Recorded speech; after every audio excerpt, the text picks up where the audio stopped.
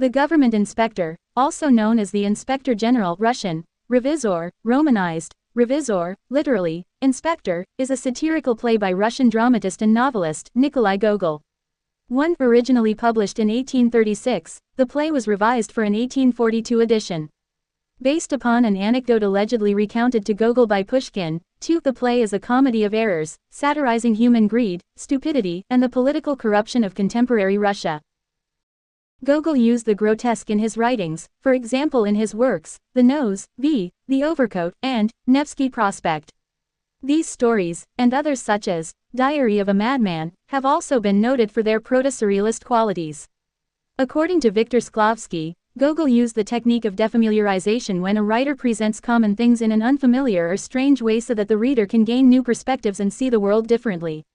10. His early works, such as Evenings on a Farm near Dikanka, were influenced by his Ukrainian upbringing, Ukrainian culture and folklore. 11. 12. His later writing satirized political corruption in contemporary Russia, The Government Inspector, Dead Souls. Although Gogol also enjoyed the patronage of Tsar Nicholas I who liked his work.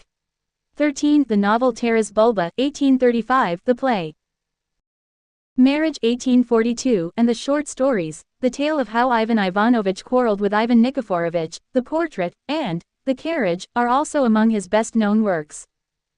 Many writers and critics have recognized Gogol's huge influence on Russian, Ukrainian and world literature. Gogol's influence was acknowledged by Fyodor Dostoevsky, Mikhail Saltykov-Shchedrin, Ryunosuke Akutagawa, Franz Kafka, Mikhail Bulgakov, Vladimir Nabokov, Flannery O'Connor and others.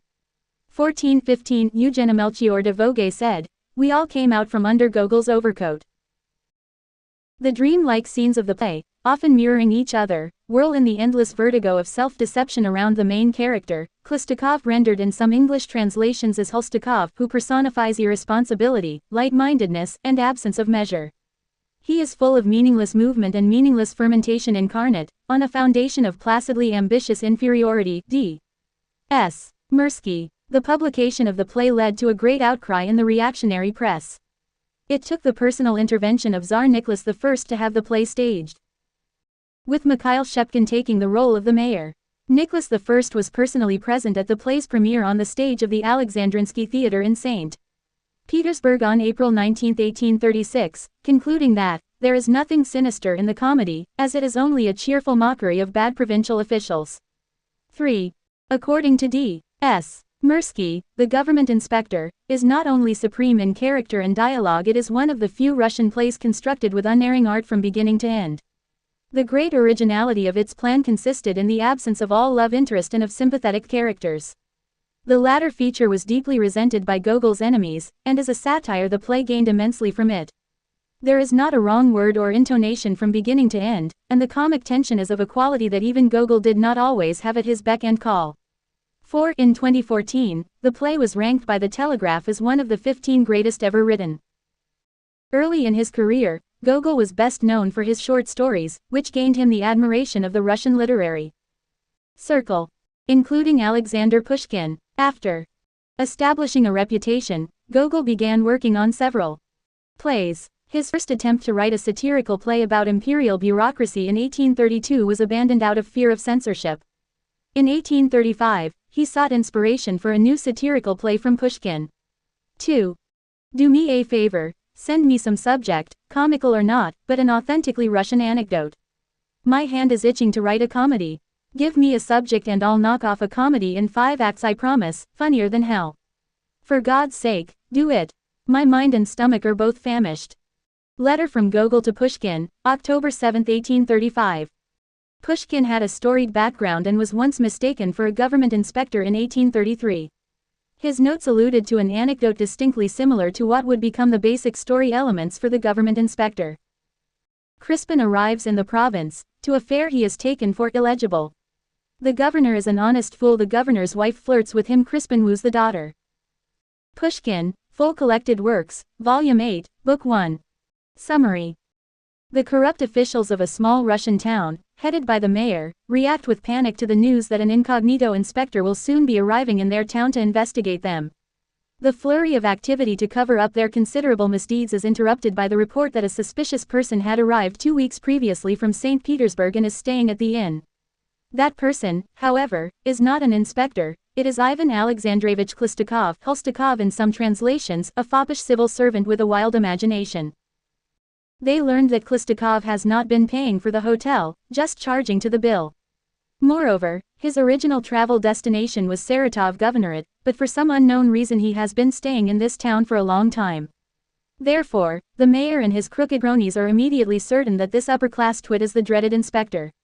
For quite some time, however, Khlustakov does not even realize that he has been mistaken for someone else. Meanwhile, he enjoys the official's terrified deference and moves in as a guest in the mayor's house. He also demands and receives massive loans from the mayor and all of his associates. He also flirts outrageously with the mayor's wife and daughter. Sick and tired of the mayor's ludicrous demands for bribes, the town's Jewish and Old Believer merchants arrive, begging Khlustakov to have him dismissed from his post. Stunned at the mayor's rapacious corruption, Khlustakov states that he deserves to be exiled in chains to Siberia. Nevertheless, he still requests more loans from the merchants, promising to comply with their request. Terrified that he is now undone, the mayor pleads with Khlustakov not to have him arrested, only to learn that the latter has become engaged to his daughter. Khlustakov then announces that he is returning to St. Petersburg, having been persuaded by his valet Osip that it is too dangerous to continue the charade any longer. After Khlustakov and Osip depart on a coach driven by the village's fastest horses, the mayor's friends all arrive to congratulate him. Certain that he now has the upper hand, he summons the merchants, boasting of his daughter's engagement and vowing to squeeze them for every kopeck they are worth. However, the postmaster suddenly arrives carrying an intercepted letter which reveals Khlustakov's true identity and his mocking opinion of them all. The mayor, after years of bamboozling governors and shaking down criminals of every description, is enraged to have been this humiliated. He screams at his cronies, stating that they, not himself, are to blame. At this moment, the famous fourth wall-breaking phrase is uttered by the mayor to the audience: "What are you laughing about?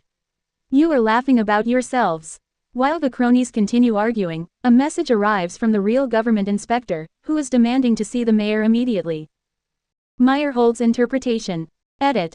In 1926, the expressionistic production of the comedy by Vsevolod Meyerhold returned to this play its true surrealistic, dreamlike essence after a century of simplistically reducing it to mere photographic realism.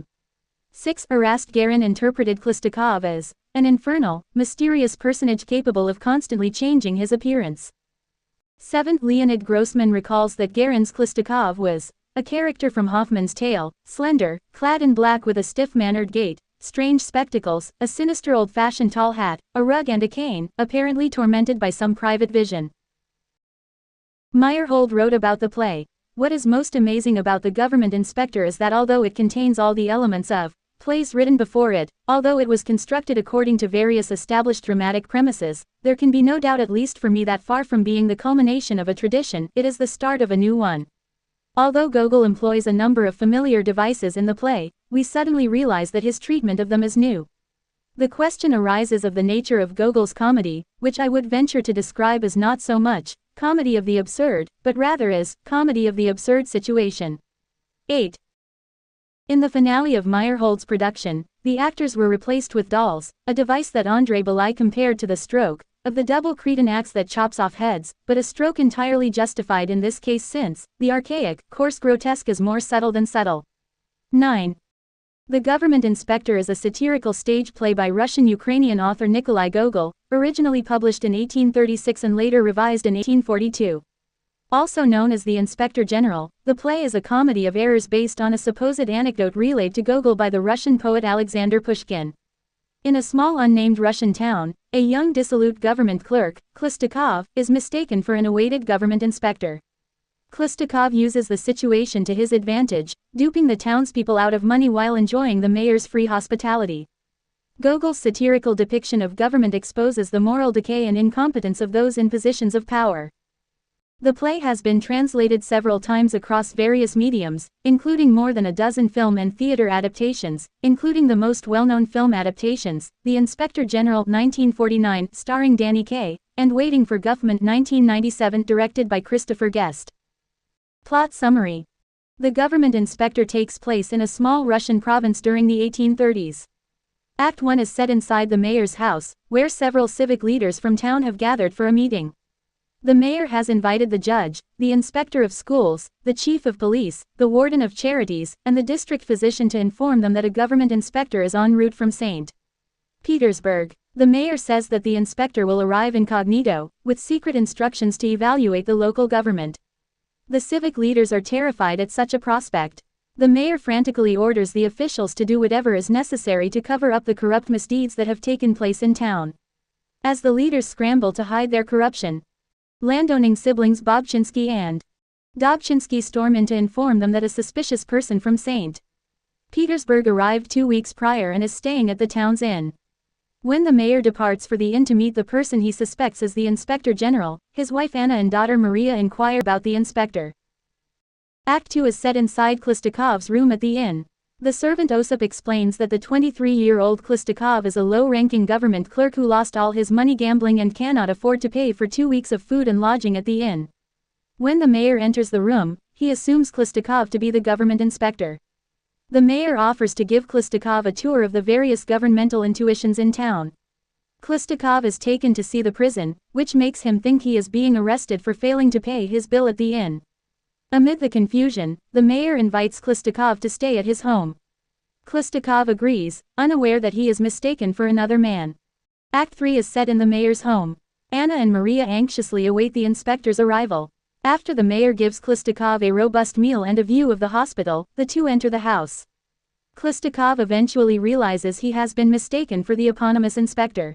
As a result, he spins a wild tale about his lavish lifestyle in St. Petersburg. Later, when Klistikov retires to his room for the night, Anna and Maria argue about who was the target of their guests' flirting. Act 4 is also set in the mayor's home. The mayor dispatches each of the town's officials to give Klistikov as much money as he requests.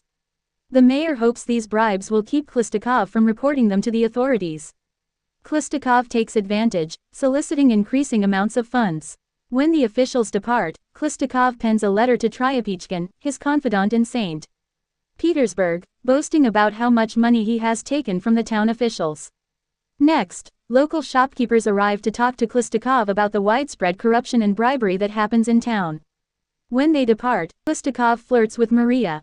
When she briefly leaves the room, Klistikov flirts with Anna too. When Maria returns to find Klistikov professing his undying love to Anna, Klistikov quickly proposes to Maria. The mayor arrives, initially disbelieving that Klistikov has proposed to his daughter. He is soon persuaded. Osip enters after making plans for Klistikov to flee before his duplicity is discovered. Klistikov says he is departing, but will soon return to marry Maria. Act 5 also takes place at the mayor's home. The mayor and his wife fantasize and brag about the extravagant lifestyle they expect to enjoy in St. Petersburg once Maria marries a high-ranking government agent. The postman arrives, having illegally opened and read the letter Klistikov wrote to Tryapichkin. The postman exposes Klistikov's grand deception. The mayor calls himself a fool for mistaking Klistikov as an illustrious personage. The mayor turns to the audience and, asking what they could possibly be laughing at, reminds them that they are laughing at themselves. Just then, a military police officer enters and declares that the real government inspector has arrived. The play concludes with every character remaining frozen in their surprised and fearful realization that the real inspection is about to begin. The government inspector summary. The mayor of a Russian town gathers his officials and tells them he has received a letter from a friend saying that a government inspector is traveling from province to province, and he is doing so incognito. The judge, the inspector of schools, the doctor, the warden of charities, and the postmaster are all distressed that their various shortcuts, bribes, and derelictions of duty might be sussed out, so they decide to put their affairs in order as quickly as possible. The mayor tells the postmaster especially to read the letters coming in to see when the inspector might arrive, and the postmaster cheerfully says he already does read them just to see what the world is up to. For his part, the mayor worries that his occasional fleecing of the shopkeepers might catch up with him, but he consoles himself by saying that everyone has their little indiscretions. Two townspeople, Bobchinsky and Dobchinsky, rush over to the officials and tell them they that think the government inspector is already here and they have seen him. He is a young, slight man staying at the inn, and he acts just the way a government inspector would act. Also, he hasn't paid his bill yet. The mayor, in a panic, decides that he will go over to the inn and introduce himself. This man is Klistakov, a minor government official from St. Petersburg here with Osip, his servant. Klistakov is dissolute and prone to gambling and overindulging himself. He is annoyed that the innkeeper will not serve him any more food because he has not paid his bill. Osip urges him to leave the town, but Klistakov does not yet want to return to his father. The government inspector summary. The mayor of a Russian town gathers his officials and tells them he has received a letter from a friend saying that a government inspector is traveling from province to province, and he is doing so incognito. The judge, the inspector of schools, the doctor, the warden of charities, and the postmaster are all distressed that their various shortcuts, bribes, and derelictions of duty might be sussed out, so they decide to put their affairs in order as quickly as possible. The mayor tells the postmaster especially to read the letters coming in to see when the inspector might arrive, and the postmaster cheerfully says he already does read them just to see what the world is up to. For his part, the mayor worries that his occasional fleecing of the shopkeepers might catch up with him, but he consoles himself by saying that everyone has their little indiscretions. Two townspeople, Bobchinsky and Dobchinsky, rush over to the officials and tell them they that think the government inspector is already here and they have seen him. He is a young, slight man staying at the inn, and he acts just the way a government inspector would act. Also, he hasn't paid his bill yet. The mayor, in a panic, decides that he will go over to the inn and introduce himself. This man is Klistakov, a minor government official from St. Petersburg here with Osip, his servant. Klistakov is dissolute and prone to gambling and overindulging himself. He is annoyed that the innkeeper will not serve him any more food because he has not paid his bill. Osip urges him to leave the town, but Klistakov does not yet want to return to his father. When the mayor arrives and sees Klistakov, he is sure that he is the promised government inspector. Klistakov is nervous when the mayor confronts him, and he thinks he is being unfairly targeted. He begins to grow imperious, further convincing the mayor that this is the man from St. Petersburg. Finally, tensions subside, with the mayor mistakenly believing Klistakov to be the government inspector and Klistakov feeling more at ease in the town, especially because the mayor has invited him to stay in his own home. The whole town is in an uproar over the government inspector, including the mayor's wife Anna and his daughter Maria. They are both clamoring for a look at him, and Anna becomes annoyed with her daughter for preening too much in front of the mirror. Klistakov enjoys the way he is being treated, showered with food, drink, a warm bed, and many accolades. He finds both Anna and Maria attractive, and he boasts of how powerful he is in St. Petersburg, making up numerous lies and embellishing his situation to impress the provincial people around him. The next day, Klistakov welcomes each civil servant for individual meetings. They are all very nervous around him, but when Klistakov asks to borrow money from them, they all happily acquiesce and feel a sense of relief that he probably will not investigate their departments more thoroughly. Osip encourages his master to leave the town, for their treatment is too good to be true. Klistakov grumbles a bit, but he decides that this is best. He has realized by this point that the officials seem to think he is someone he is not, and he has a laugh at their expense. He writes a letter to a friend making fun of the people here, marveling at how they mistook him for someone he was not. Osip mails the letter at the post office.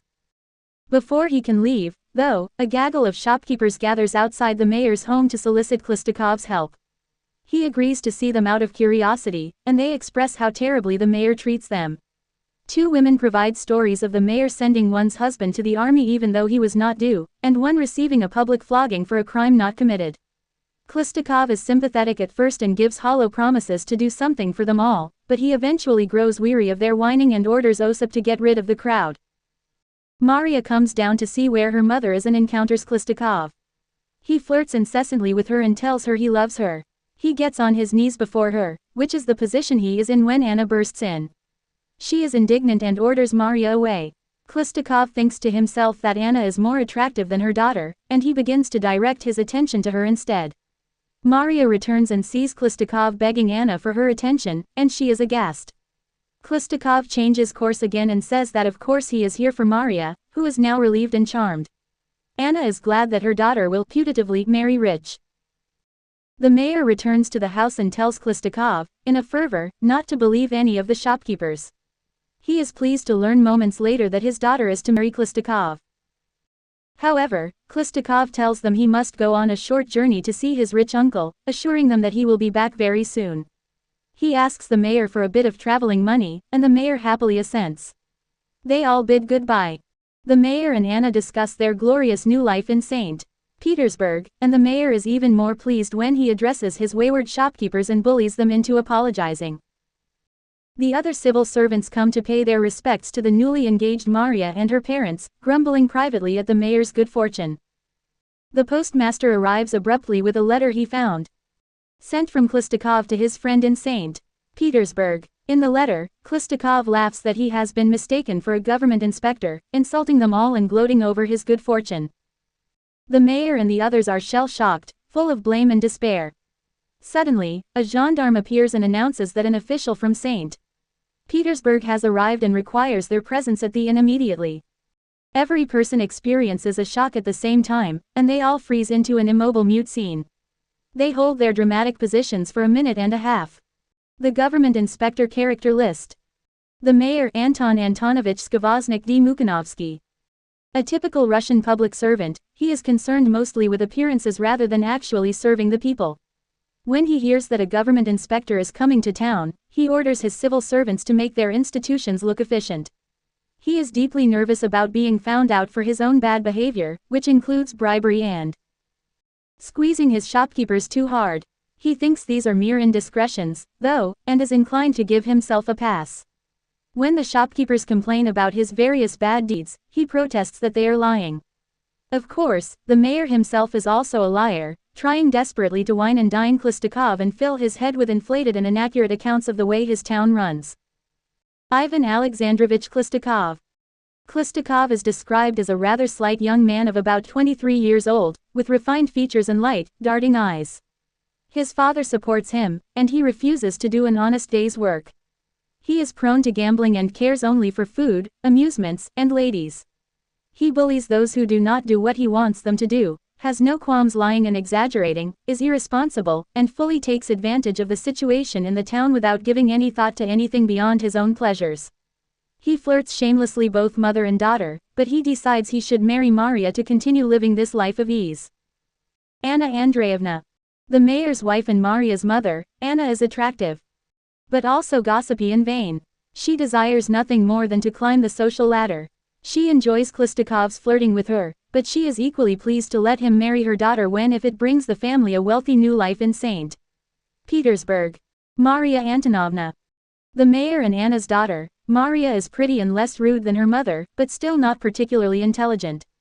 She agrees to Klistakov's proposal when she thinks he is a significant personage. Pyotr Ivanovich Bobchinsky. A resident of the town, he is more or less interchangeable with Dobchinsky. He is not very bright. Osip. Klistakov's servant, he is low class but intelligent. Osip rues his master's exasperating idleness and dissoluteness, wishing they could simply return home to St. Petersburg. He enjoys the treatment they eventually receive when Klistakov is mistaken for the government inspector, but he urges his master to leave before their luck runs out. Pyotr Ivanovich Dobchinsky. A landowner, he is more or less interchangeable with Bobchinsky. He is not very bright. He wants Klistakov to legitimize his son born out of wedlock. Postmaster Ivan Kuzmich Shpikin. Rather dim-witted, the postmaster cheerfully admits to reading all the letters that come through because he is dying to know what's going on in the world. He is the one who learns that Klistakov is not the real government inspector. The warden of charities Artemy Filipovich Zemlyanika. A typical Russian public servant, he is concerned mostly with appearances rather than actually serving the people. With the doctor, the warden of charities tries to make his institution seem like it is very successful. He is very frightened of Klistakov, wondering if the government inspector will be filing a report on him. One of the ways he hopes to avoid this is by slipping the man some money, which nearly every official ends up doing. He also enjoys heavily criticizing the others to Klistakov. The judge Amos Fyodorovich Lapkin-Tyopkin. A typical Russian public servant, he is concerned mostly with appearances rather than actually serving the people. The judge mostly cares about hunting rather than his cases. He admits his records are in shambles, the courthouse is full of geese and the judge's chambers are full of his own clothes. He admits to taking bribes, but he does not think it is that bad because he accepts borzoi puppies, not money. The mayor also points out that the judge is not religious, but the judge is glad that I worked it out all by myself, with my own brains. The inspector of schools Luka Lukich Klopov. A typical Russian public servant, he is concerned mostly with appearances rather than actually serving the people. The inspector of schools often has trouble with his teachers. He is very shy and nervous about the government inspector. The chief of police, Stepan Ilyich Ukhovyortov. A typical Russian public servant, he is concerned mostly with appearances rather than actually serving the people. He does what the mayor orders him to do. The Dr. Christian Ivanovich Hebner. A typical Russian public servant, he is concerned mostly with appearances rather than actually serving the people. Along with the warden of charities, the doctor prefers to let nature take its course with the patients. Mishka. The mayor's servant. Abdulin. A shopkeeper whom the mayor lambasts for not giving him a news word and for generally being greedy. Svastunov, Pugovitsin, Derzhimorda. Police constables.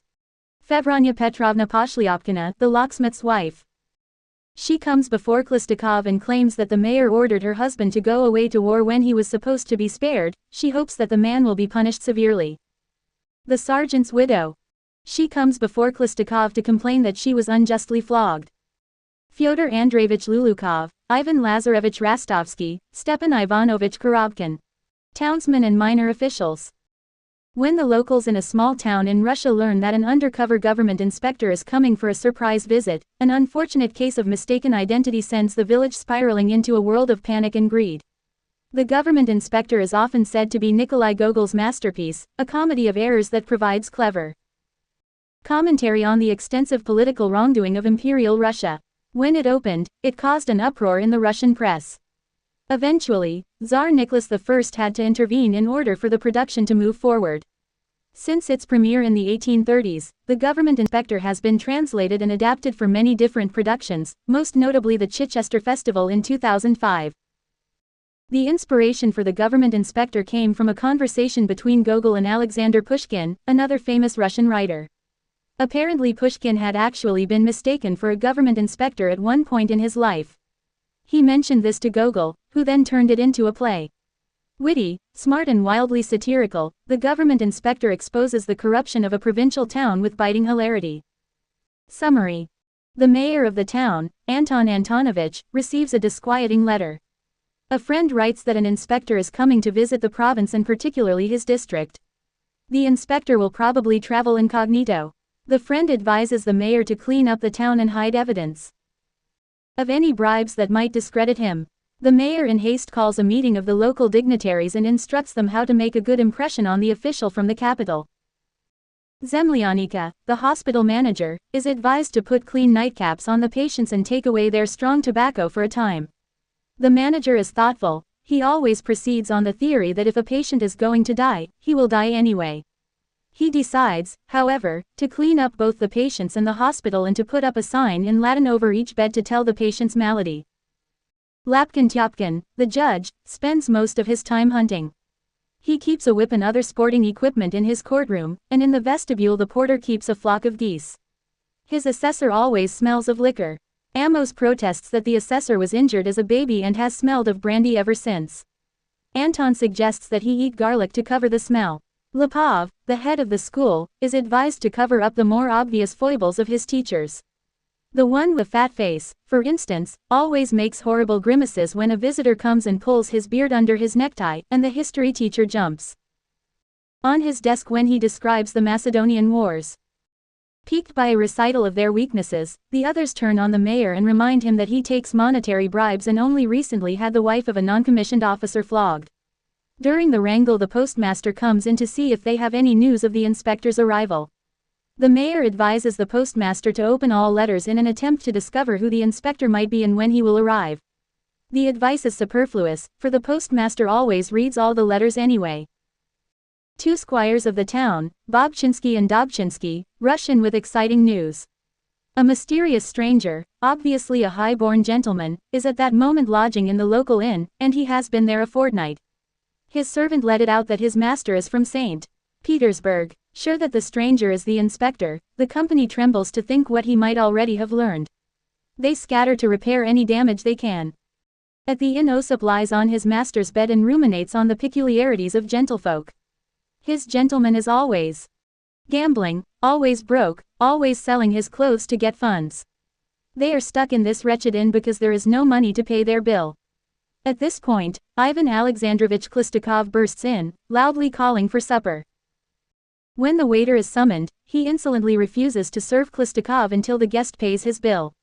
After a long argument, some watery soup and a tough hen are brought, and Khlestakov dines poorly. As the dishes are being removed amid a tussle between Osip and the waiter for the remains of the supper, visitors are announced. Nervous and apologetic, the mayor stands before Khlestakov august person. Khlestakov thinks, however, that he is to be put in jail. For a time the conversation is at cross purposes, but Khlestakov has the nimbler wit and allows the mayor to do most of the talking. When he begins to suspect what the mayor is, The Government Inspector, by Nikolai Gogol, has also been translated into English under the titles The Inspector General and The Inspector. The written play was brought to the attention of the Tsar Nicholas I, who liked it so much that he insisted on its production. The Government Inspector premiered at the Alexandrinsky Theatre, in St. Petersburg, in 1836. The Tsar, who was among the first to see the play, was said to have commented that the play ridiculed everyone, most of all himself. The plot of The Government Inspector hinges on a case of mistaken identity, when a lowly impoverished young civil servant from St. Petersburg, Khlestakov, is mistaken by the members of a small provincial town for a high-ranking government inspector. The town's governor, as well as the leading government officials, fear the consequences of a visit by a government inspector, should he observe the extent of their corruption. Khlestakov makes the most of this misconception, weaving elaborate tales of his life as a high-ranking government official and accepting generous bribes from the town officials. After insincerely proposing to the governor's daughter, Khlestakov flees before his true identity is discovered.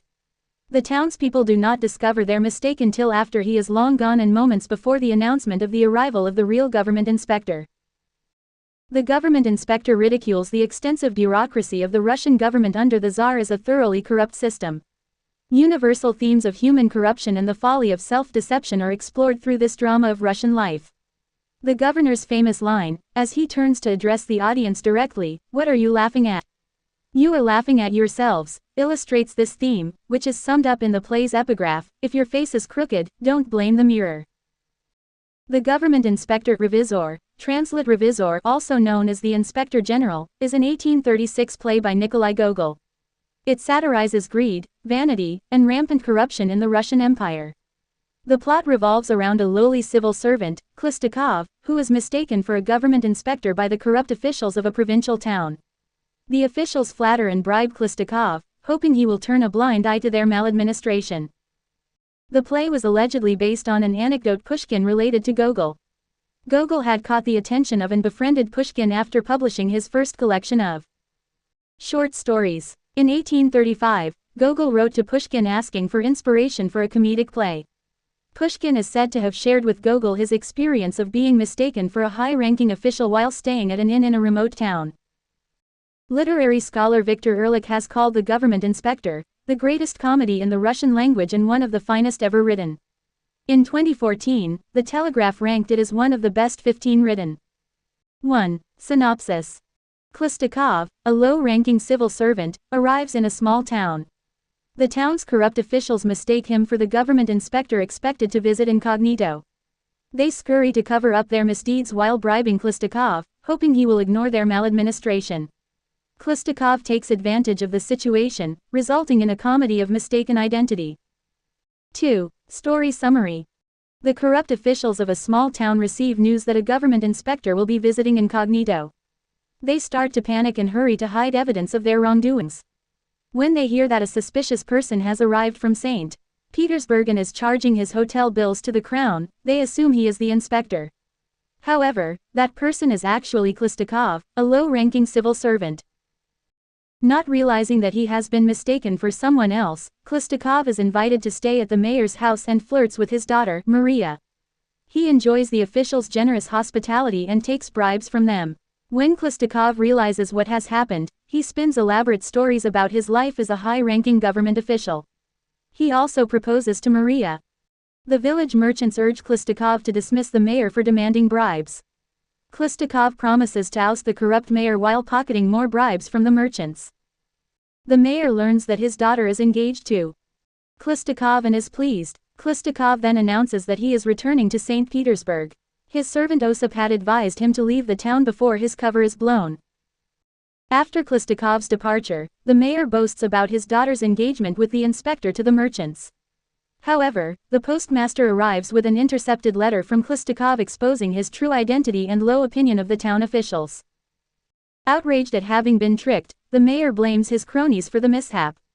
At this point, he says the famous line to the audience watching the play, "What are you laughing about? You are laughing about yourselves." A message arrives from the actual government inspector, requiring the mayor to report to the inn immediately.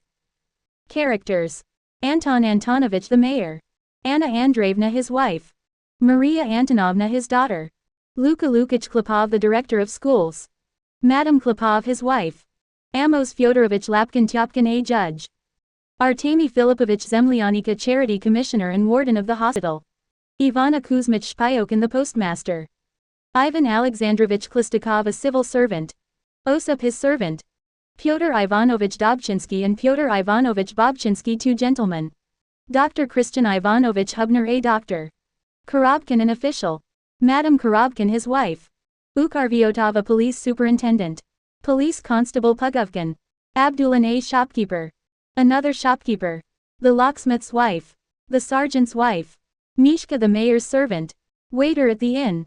Themes. 4.1. Bureaucracy. The government inspector is a satire on the bloated, inefficient, and corrupt bureaucracy of the Russian Empire. Gogol once remarked, "In the government inspector I tried to gather in one heap all that was bad in Russia." Notably, there is no one villain in the story, no master bureaucrat who oppresses everyone beneath him. Instead, the bureaucracy depicted is one where an entire system of petty bureaucrats engage in bribery, red tape, and denial to exploit their local communities. The play suggests that the real villain is not the tyrant at the top but those complicit in accepting and perpetuating tyranny. The famous fourth wall-breaking line, "What are you laughing about? You are laughing about yourselves," calls for audience members to reflect upon their role in perpetuating the tyrannical system instead of merely laughing at others who exhibit its worst qualities. 4.2. Corruption. All the characters in this play are corrupt to some extent. The corruption of the mayor and his cronies serves as a stand-in for the larger issue of moral corruption in society. As the townspeople depend on the officials for essential services, like healthcare, education, and law and order, this gives them immense power which they can abuse for their gain.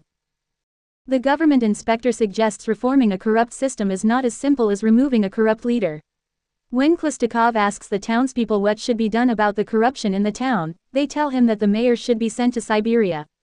However, they prove to be just as keen as the despised mayor to use bribes to get what they want. Appearances and rank. All the town officials prioritize appearances over common sense, which is why they fall for Klistikov's deception.